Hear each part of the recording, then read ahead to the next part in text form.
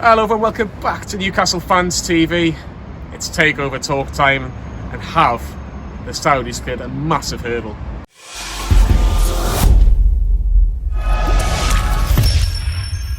NFTV Extra.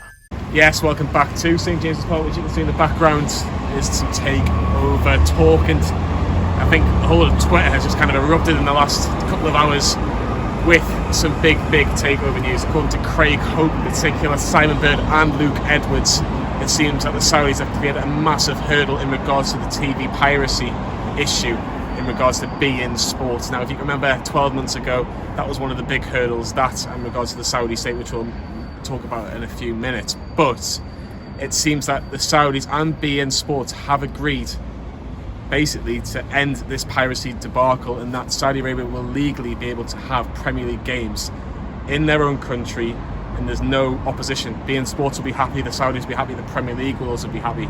And that was one major hurdle, if you can remember, when it came to the takeover last year, which 17 weeks and no answer, but we might have had an answer 17 months later, which is ironic.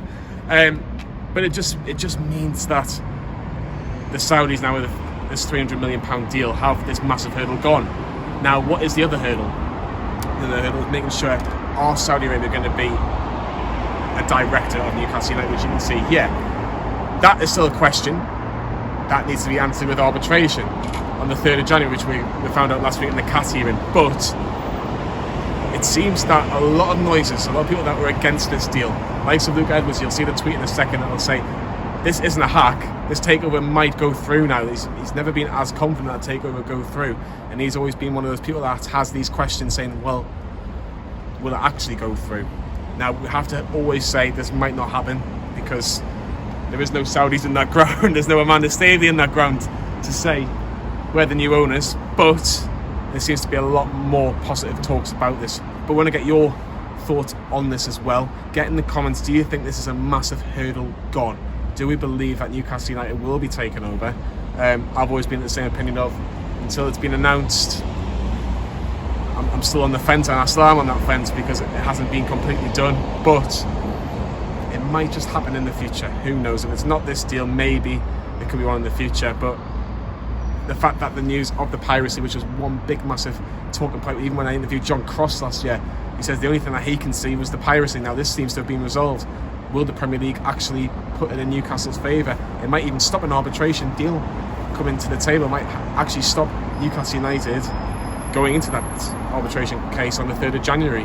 It might just be, we'll get it done before that. What does that mean for Steve Bruce? Will Steve Bruce still be Newcastle United manager?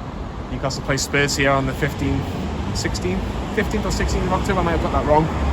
It's actually the 17th, I've just remembered. So it's the 17th of October when we play Spurs, which is a week on Sunday, which we'll all have videos for.